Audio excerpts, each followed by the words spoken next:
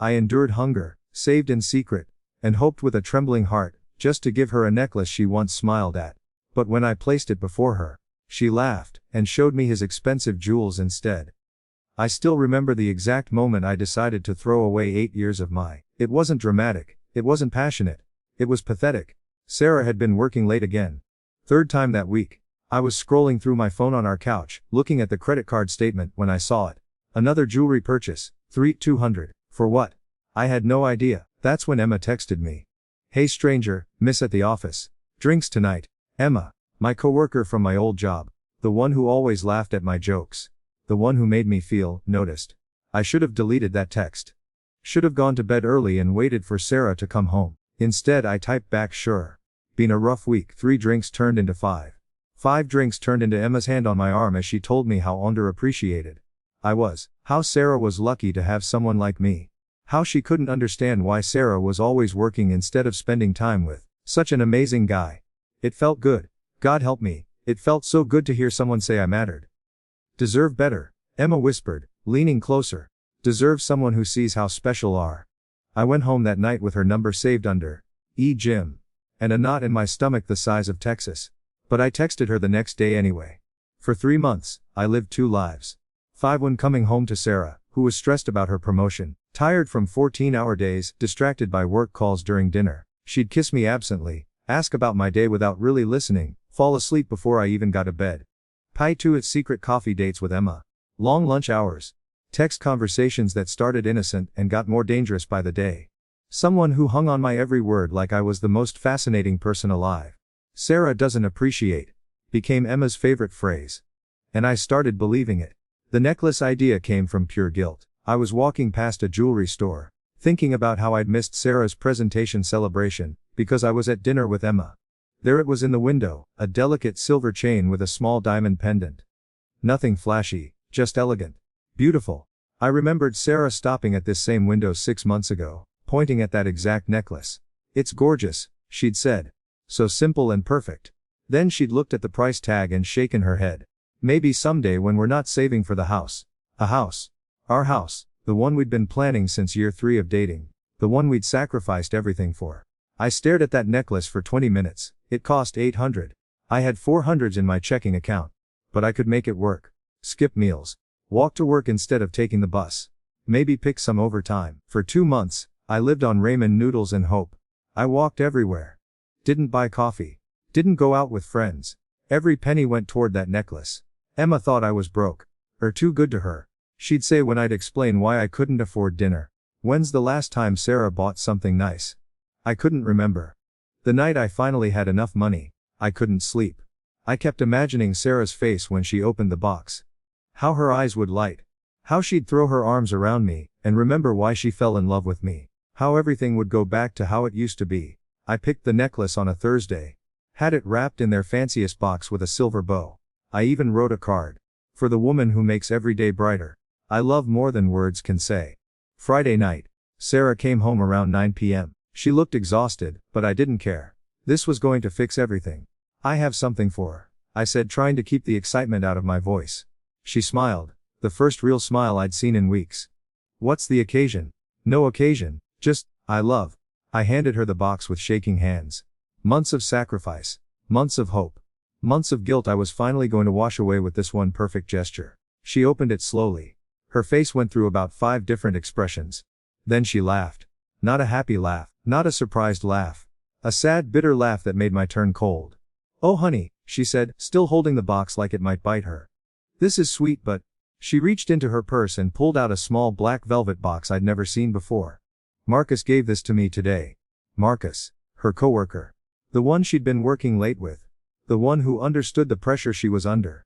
She opened the box. A diamond tennis bracelet caught the light and rainbows across our living room wall. It had to be worth more than my car. We've been seeing each other for a few months, she said quietly. I was going to tell this weekend. I'm so sorry, Jake. I never meant for it to happen. The room started spinning. He understands my career goals, she continued. He supports my ambition. He doesn't make me feel guilty for working late or wanting more out of. I couldn't breathe. The necklace is beautiful, she said, closing my box and setting it on the coffee table. Really? But I can't accept it. It wouldn't be right. She was leaving me, the woman I'd spent 8 years loving, planning a future with, saving for a house with, was leaving me for someone who could afford to buy her expensive jewelry without starving himself. "I'll pack my things this weekend," she said. "I'll stay at my sister's until I find a place." I wanted to scream. Wanted to tell her about the months I'd gone hungry. About how I'd walked everywhere in the rain to save bus fare. About how I dreamed of her smile when she opened that box. Instead, I just sat there like staring at the tennis bracelet that cost more than I made in 3 months. Jake. Say something. What was I supposed to say? That I'd been cheating on her too. That I'd been planning to leave her for Emma until guilt made me buy this necklace. That we were both liars who destroyed the best thing either of us ever had. I picked my phone and deleted Emma's number while Sarah packed her things in the next room. By Sunday night, the apartment was empty except for me and a silver necklace I'd never be able to look at again. The worst part about betrayal isn't the moment it happens. It's the weeks after, when realize how many people have to find out. How many conversations have to have, how many times have to watch someone's opinion of in real time. Sarah told her sister first, then her parents, then her best friend Maya. I found out because Maya called me. Absolute piece of garbage. No hello, no warning, just pure venom through the phone at 7 a.m. on a Tuesday. "Maya, I can explain." "Explain what?" "That we're running around with some office while Sarah was working herself to trying to build a future with." Office. My stomach dropped. Sarah knew about Emma. How did she? Phone genius. Left it on the counter Sunday morning when went to shower. Emma texted. Something about missing touch, and when can we be together for real now that Sarah's gone. I was going to throw. Sarah saw everything. 3 months of messages. Pictures. Plans to leave her. All of it. The room spun. I'd deleted Emma's number, but I hadn't deleted our entire conversation history. 3 months of evidence that I wasn't just a cheater. I was a liar who'd been planning my escape, while pretending to save our relationship. She's telling everyone, Jake. Everyone. About Emma, about pathetic little affair. About how we're probably planning to give her that necklace as a breakup gift. That's not. Save it. Nobody wants to hear from right now. Maybe not ever. The line went dead. My phone started buzzing immediately. Text after text after text. Sarah's cousin. Always thought we're a snake. Our mutual friend Dave dude. What the? Sarah's coworker. Hope she was worth it. My mom, Sarah's mother called me. Is this true? Even my own sister, mom told me. I'm disappointed in Pine. By noon, I had 17 missed calls and 43 text messages. Our entire social circle knew. 8 years of shared friends, shared memories, shared everything. Gone in one morning. I called in sick to work. Couldn't face the office. Couldn't face anyone. But Emma called me. "Baby, I heard what happened." Her voice was honey, sweet through the phone. "I'm so sorry had to go through that. But maybe it's for the best. Now we can finally be together." Together, the word I'd been dreaming about for months suddenly sounded wrong. She found our messages. I said, "I know, it's awful. But Jake, listen, this is our chance. No more sneaking around. No more lies. Just us. I need to see Pa." We met at the same restaurant where this all started. Where she'd first told me I deserved better. Where I'd first believed her. But something was different. She looked different. Or maybe I was seeing clearly for the first time. "I'm so glad finally left her," Emma said, reaching across the table for my hand. "I know it's hard but we're free now, we're free. I didn't leave her. She left me." Emma's smile flickered. "Well, same result, right? Is it?" "What do you mean?" I looked at her, really looked at her. Designer clothes. Expensive purse. Manicured nails, the kind of woman who went to fancy restaurants and bought things without checking the price tag first. "How much do you think that necklace cost?" "The one I bought Sarah." "I don't know. $100. 800. Her eyes widened. "Jake, didn't. I lived on ramen for 2 months. Walked everywhere. Didn't buy coffee, didn't go out, didn't do anything except save money for that necklace." That's really sweet, is it? Because told me she didn't appreciate me. That she didn't deserve someone like me. But she never asked me to go hungry. She never asked me to sacrifice anything. I did that because I loved her." Emma shifted in her seat. "Jake, where is this coming from? Where's this coming from? I just lost the only woman I've ever loved. All my friends think I'm garbage, and my family is ashamed of me. And for what? For me." She said it like it was obvious. Like it was enough. But who are Emma? Really? The question hung in the air like smoke. I'm the woman who's been waiting for to realize what want. No, we're the woman who convinced me to throw away 8 years of my for what? Coffee dates and secret text messages. "Jake, we're upset. I get it. Breaking is hard but This isn't a breakup. This is the complete destruction of everything I've ever cared about. I stood. Emma grabbed my wrist. Don't do this. Don't blame me for choices. I never told to cheat. I never forced to lie. Did that. She was right. That was the worst part. She was completely right. Right? I said. I did this. I chose this. But I chose it because I believed when said I deserved better. And now I realize what I actually deserved was exactly what I got. Nothing. I walked out of that restaurant and never saw Emma again. The next few weeks were a masterclass in social. The coffee shop Sarah and I used to go to every Sunday. The barista asked where she was. When I mumbled something about breaking, she said, "Oh, I heard. That's rough, man."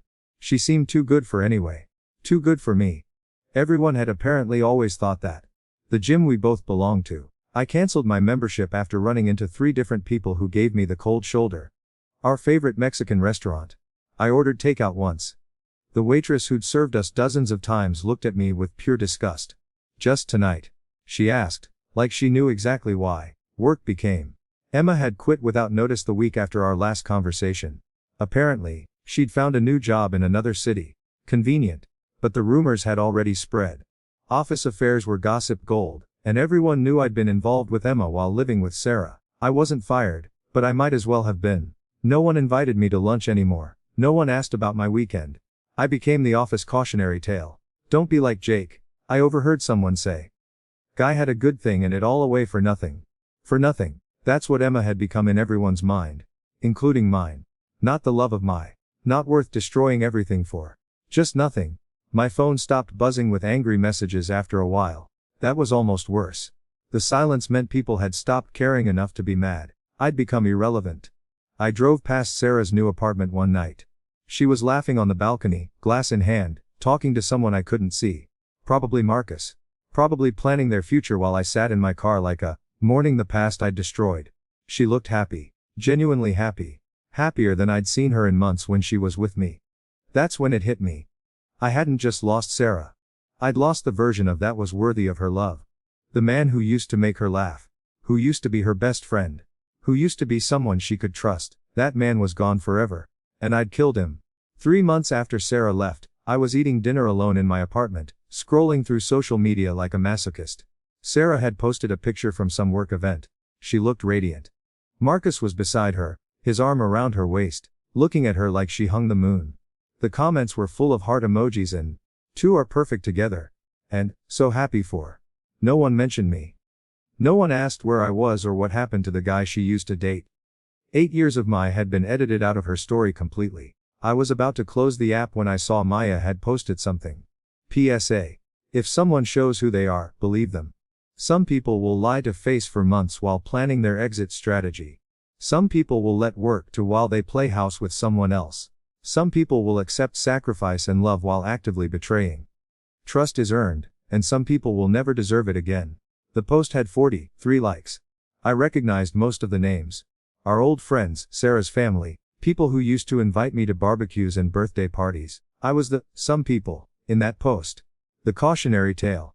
The villain in Sarah's story, and I couldn't even be angry about it, because every word was true. 2 years later, I'm writing this from a studio apartment that smells like microwaved dinners and regret. The necklace is still in its box on my kitchen counter. I look at it every morning while my coffee brews, like some kind of sick ritual. Sarah got married last month. I didn't find out from an invitation.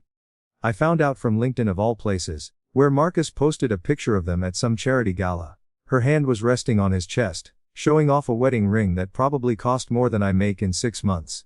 The caption read, "Dancing with my incredible wife. 1 year married and every day gets better." 1 year married. They'd been together 3 years total. She'd moved on from our 8 years together, fallen in love, gotten engaged, married, and built a whole new in less time than we'd spent planning our future. I tried dating. Of course I tried. What else was I supposed to do? Sit in my apartment forever, mourning someone who'd forgotten I existed. First was Jennifer from the coffee shop. She was sweet, kind, made me laugh. On our 3rd date she asked about my longest relationship. 8 years. I said, "Wow. That's serious, what happened?"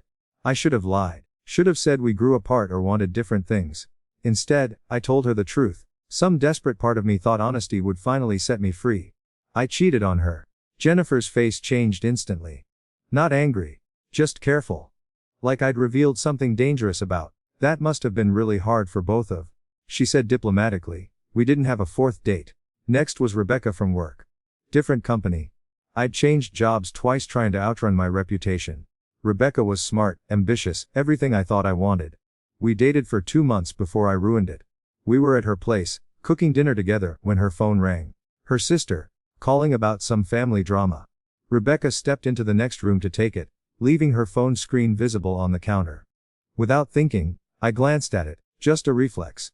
The kind of automatic invasion of privacy that had become second nature during my months with Emma. Rebecca came back and saw me looking. Did just check my phone. No, it was right there, I wasn't. We're looking at my texts. She wasn't wrong, and the look on her face, disgust mixed with pity, was one I'd seen before. I'm sorry, I said. I didn't mean to. Yes, did. Absolutely meant to. Just like meant to cheat on X. That was the end of Rebecca. Dating became impossible after that. Every relationship felt like a performance where I was trying to prove I wasn't the person I'd proven to be. Every time someone's phone buzzed, I fought the urge to look. Every time they came home late, I battled suspicious thoughts I had no right to have. I'd become the kind of man who checks phones and questions stories and assumes the worst. The kind of man I used to judge.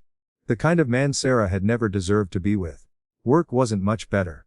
I'd managed to find a decent job at a marketing firm. But I was the guy who ate lunch alone. The guy who didn't get invited to happy hours. The guy who worked late not because he loved the job, but because going home to an empty apartment felt worse. My boss Karen was kind enough. Professional. But I could tell she'd heard whispers. In an industry where reputation matters, being known as the guy who cheats on his girlfriend isn't exactly a career booster. Jake, she said one day, calling me into her office. I want to talk to you about the Henderson account. Henderson was our biggest client. I'd been hoping to get assigned to their team for months. We're giving it to Michelle. Karen continued. She's got the client relationship skills we need for something this important. Client relationship skills. Code for. We can't trust with important clients, because of the kind of person who lies and betrays people. I nodded and smiled and went back to my cubicle, knowing I'd hit my ceiling at this company. Knowing I'd probably hit my ceiling everywhere. The loneliness was the worst part. Not just being alone. I could handle being alone. It was being isolated. Off from the I used to have. I'd drive past our old neighborhood sometimes, like a ghost haunting his former. The house we'd been saving for had sold. Some young couple bought it, probably planning their future just like Sarah and I had. Probably trusting each other the way we used to. I'd see people from our old friend group occasionally. At the grocery store, at the gas station. They'd nod politely if they saw me, but conversations were brief and awkward. I wasn't part of their world anymore. I was the cautionary tale they probably told their kids about. Don't be like Jake. I imagined them saying. He had everything and it all away. My family tried to maintain relationships, but it was strained. My sister invited me to Christmas, but her husband made it clear I wasn't welcome around their kids. Not because I was dangerous, but because I was the uncle who couldn't be trusted. The one who'd teach them that commitments don't matter and promises can be broken. It's not that we don't love. My sister explained after an uncomfortable dinner where I'd sat at the kids' table because there wasn't room at the adults' table. It's just, we want to model healthy relationships for the kids. And right now, choices don't align with our values. Our values. As if betrayal was a lifestyle choice I'd made, not a series of decisions that had destroyed my parents still talked to me, but every conversation felt like they were speaking to a stranger wearing their son's face. They'd ask about work, about my health, about superficial things. But they never asked if I was happy or if I'd met anyone new or what my plans were for the future. Because everyone could see I didn't have a future. Not really. I had a job and an apartment and a car that ran, but I didn't have I had existence. The worst part was running into Sarah's friends and hearing updates about her. How she'd gotten a promotion. How she and Marcus had bought a house in the suburbs. How happy she seemed. She dodged a bullet with, Maya said when I ran into her at Target. She didn't say it to be cruel, she said it like it was just an obvious fact, like saying the sky was blue. She was right, of course. Sarah had dodged a bullet. She'd escaped before I could do more damage. Before I could waste more of her time. Before she could invest any more love in someone who didn't know how to protect it. Last week, I was scrolling through Instagram when I saw something that made my chest tighten. Sarah had posted a picture from what looked like a family gathering. She was holding a baby. Her sister's kid. and Marcus was making faces at the little one over her shoulder. The baby was reaching for Sarah's necklace. A simple silver chain with a small charm. Nothing fancy. Nothing expensive. Just something Marcus had probably picked because he thought she'd like it. And she was wearing it. Smiling. Looking at that baby like she was imagining her own future family. That should have been us. That should have been our house, our family gathering, our future we were building together. But it wasn't. And it never would be, because I'd chosen 3 months of validation from a woman I barely knew over 8 years of love from a woman who'd been planning to spend her with me. I'd chosen ego over loyalty. Excitement over stability. Fantasy over reality. And now I'm a 32-year-old man who lives alone, eats dinner in front of the TV every night, and spends his weekends cleaning his apartment and buying groceries, and existing in the space between who he used to be and who he'll never become. The necklace is still on my counter. I've thought about throwing it away 1,000 times. But I can't. It's the only proof I have that I was once capable of love. That I was once the kind of man who would go hungry for months just to see someone smile. That man is gone now. I killed him the first night I met Emma for drinks. I buried him the first time I lied to Sarah about where I'd been. I erased him completely the day I chose temporary attention over permanent love. People always say cheaters never change, that we're just broken people who will always break others. Maybe they're right. Maybe that's what I am now. Permanently broken, permanently alone. Permanently marked as someone who can't be trusted with something precious. Sometimes I wonder what would have happened if I'd come home that first night and deleted Emma's number. If I'd talked to Sarah about feeling neglected instead of seeking attention elsewhere. If I'd remembered that love isn't just a feeling, it's a choice make every day. But I didn't make that choice. I made the other one. And this is what the other choice gets, say a studio apartment, microwave dinners, and the knowledge that once held everything ever wanted, and chose to let it slip through fingers. The saddest part isn't that Sarah moved on. The saddest part is that she moved on so easily. Like our 8 years together, were just practice for the real thing with someone else. Like I was never really the love of her at all. Just the mistake she had to make before she found the person she was actually meant to be with.